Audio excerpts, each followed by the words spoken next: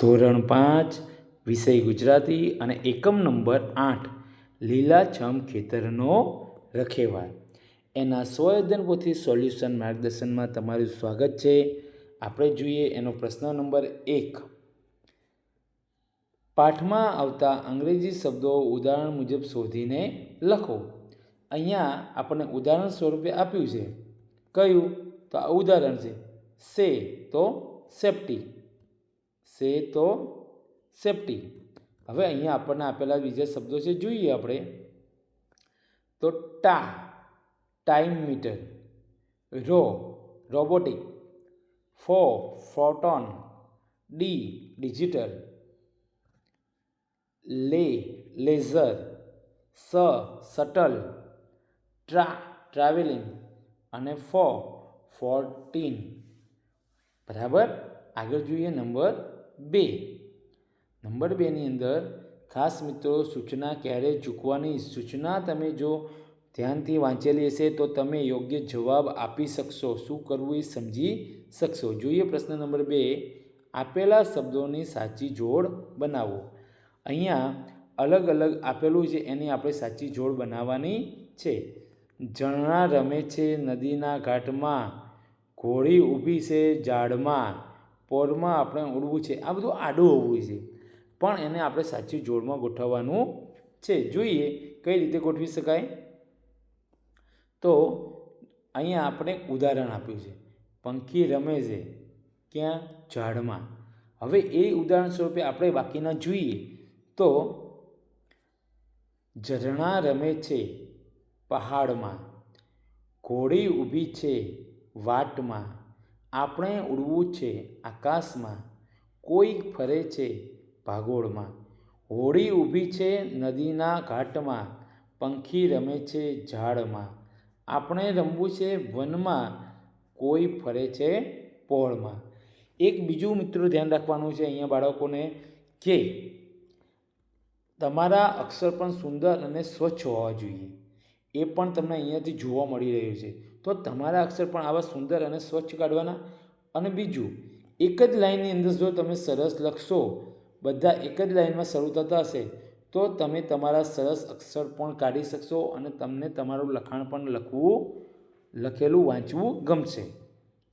પ્રશ્ન નંબર 3. પ્રશ્ન નંબર 3ની અંદર પાઠના આધારે જવાબ લખવાના છે. પાઠના આધારે જવાબ લખો. અહીંયા ઉદાહરણ આપ્યું છે કે જુરાસિક યુગના ડાયનાસોર જોવા ઈચ્છનાર, તો કે કોણ હતું? દિગ્વિજય. એવી રીતે અહીંયા 3 આપણે જોઈએ. તો રાહ બતાવનાર, અભિષેક દત્ત. સુરક્ષાનું ધ્યાન રાખનાર, અમોઘ રાડિયા.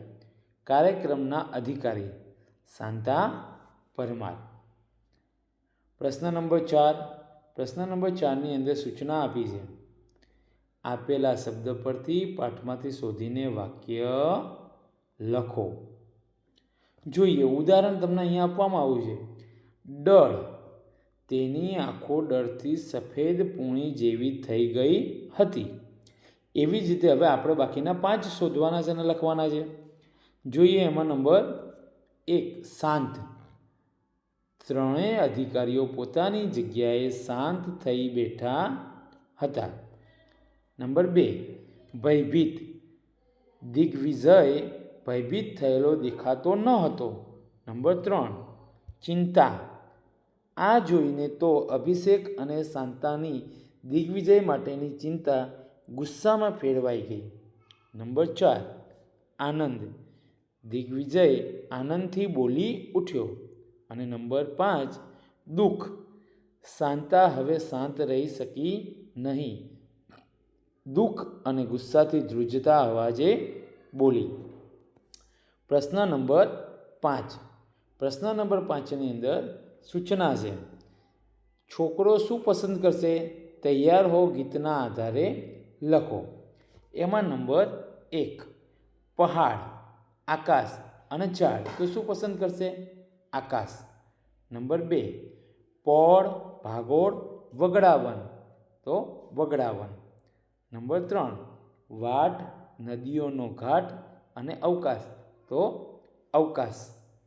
આગળ જોઈએ પ્રશ્ન નંબર 6. પ્રશ્ન નંબર 6ની અંદર પાઠના આધારે ખાલી જગ્યા પૂરો.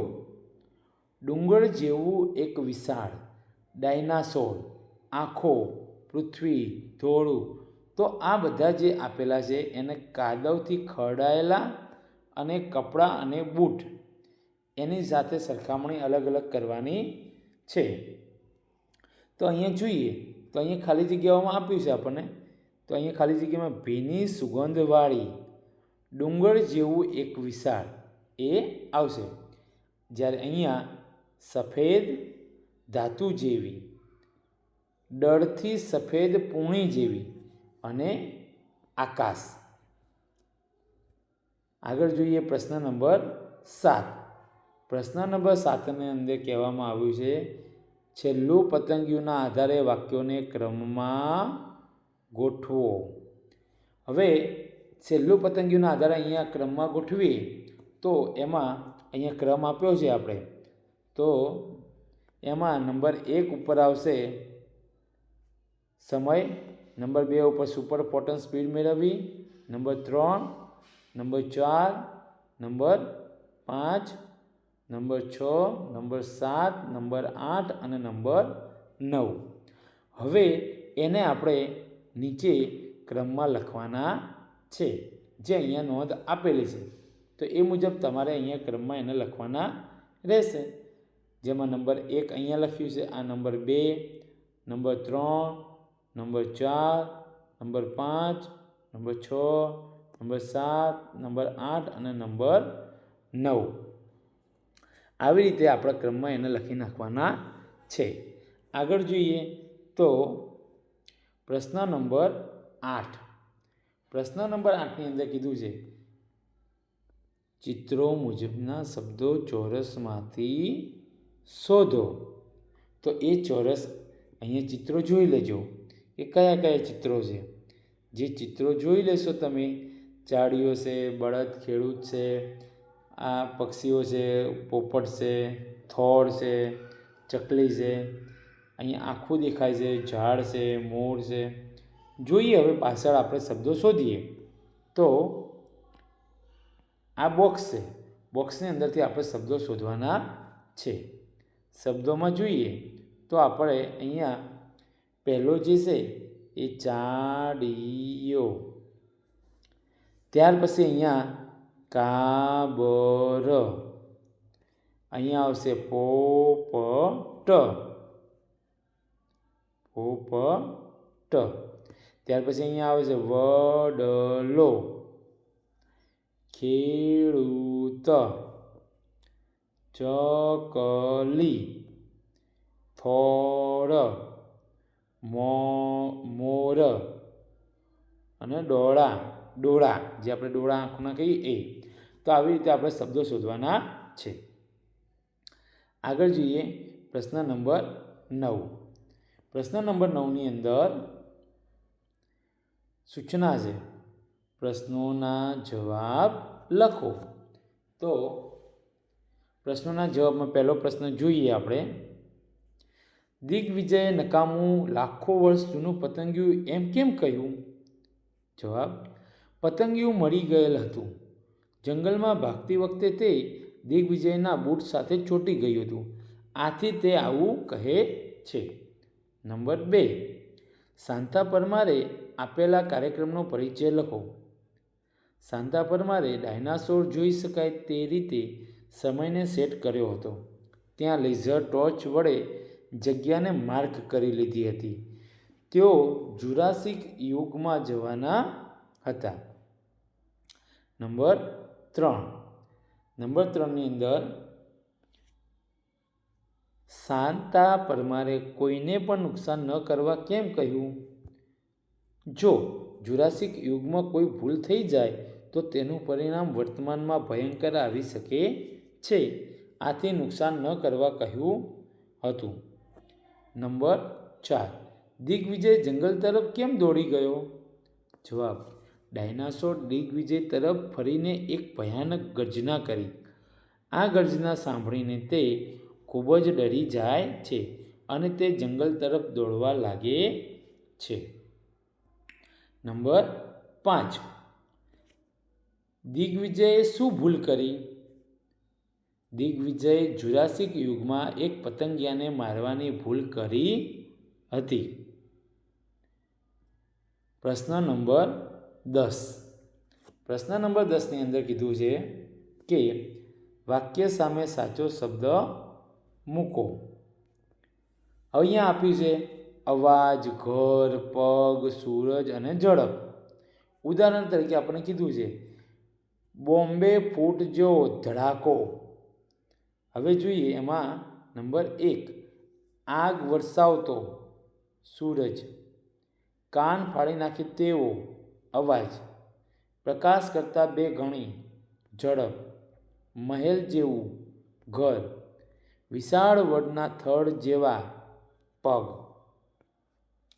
તો આગળ જોઈએ પ્રશ્ન નંબર 11. પ્રશ્ન નંબર 11ની અંદર સૂચના છે ચિત્ર સામે ભાવ લખી એક વાક્ય લખો. ડર, દુઃખ, ગુસ્સો, ચિંતા અને આનંદ. હવે અહીંયા એક આપેલું છે પહેલું છે ડર. તો પોતાની અંદર દબાવી રાખેલો ડર બહાર આવી ગયો. બરાબર. જોઈએ આપણે હવે આગળ. અહીંયા આપેલા છે આપણને જે ચિત્ર એની અંદર. તો પહેલું ચિત્ર આશ્ચર્ય.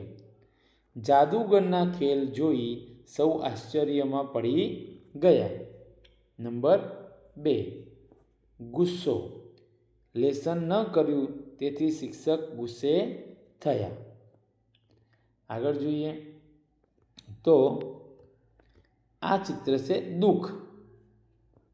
અકસ્માતના સમાચાર સાંભળી દુઃખ થયું. આ ચિત્ર છે હાસ્ય. જોક્સ સાંભળી બાળકો હસવા લાગ્યા.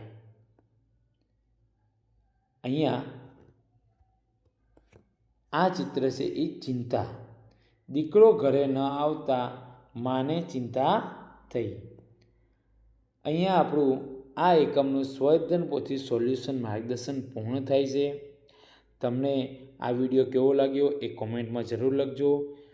ગમ્યો હોય તો લાઈક કરજો અને આવા જ વિડીયો મેળવવા માટે અમારી સાથે જોડાયેલા રહો અને તેના માટે અમારી ચેનલને સબસ્ક્રાઈબ કરો અને આવા માર્ગદર્શન વિડીયો મેળવતા રહો.